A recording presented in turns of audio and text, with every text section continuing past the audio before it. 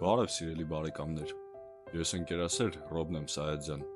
երազում եմ ներդրումս լինի ազգիս և հայրենիքիս կյանքը ավելի լավը դարձնելու մեջ։ Այդ պատճառով այս հաղորդումը կլինի բնության հավասարակշռության օրինաչափության մասին, առաջին հայացքից պարզ, բայց իրականում շատ բարդ մի բանի հասկանալի լեզվով։ Դա այն սկզբունքն է, որ արեգակի էներգիան բույսերի միջոցով կատարվում է ֆոտոսինթեզ և տարածվում է ողջ սննդային շղթայի մեջ։ Կենդանիները և միջատները սնվում են բույսերով և միմյանցով, իսկ մանրէները քայքայում են օրգանիզմների մնացորդները դրանք վերածելով սննդանյութերի։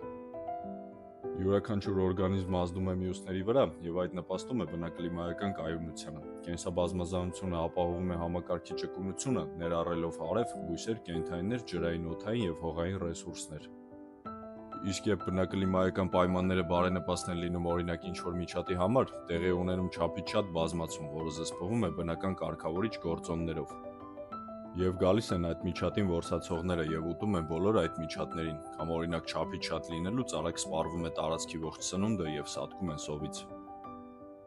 Մի ուրիշ տարբերակում բոլորը սատկում են ինչ-որ հիվանդության շնորհիվ։ Իսկ այսօրվա գիտական դարաշրջանում, երբ համակարգչի դիմաց աշխատանքը դառել է ամենաշահույթաբերը, գյուղերից և փոքր քաղաքներից տեղի է ունենում գաղթ դեպի խոշոր քաղաքներ։ Ապրուստի խնդիրը ապահովելու նպատակով օրեցօր վատանում է սննդի որակը և թանկանում է ամեն ինչ։ Անխնակտրվում են անտառները նոր բնակավայրեր կառուցելու համար։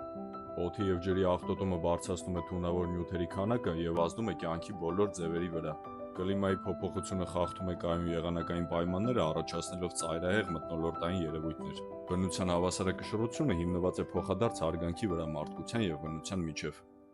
Մարդը և նամանավանդ հայը, լինելով աշխարհի տերն ու տիրակալը, ավելի քան պարտավոր է տարբեր ձևեր և միջամտություններ կիրառելով, ինչպես նաև ծառատունկեր և մաքրապատման աշխատանքներ նախաձեռնելով աջակցել այս հավասարակշռության վերականգնմանը։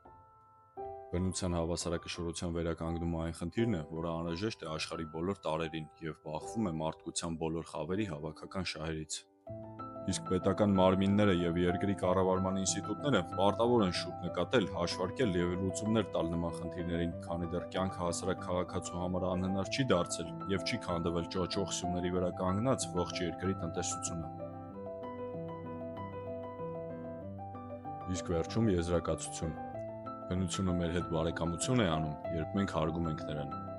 Միացեք մեզ նաև հաջորդ հաղորդումները, նոր գաղափարներ և պատմություններ լսելու համար, և մենք պատրաստվում ենք գարնանային մեծ ծառատունկի։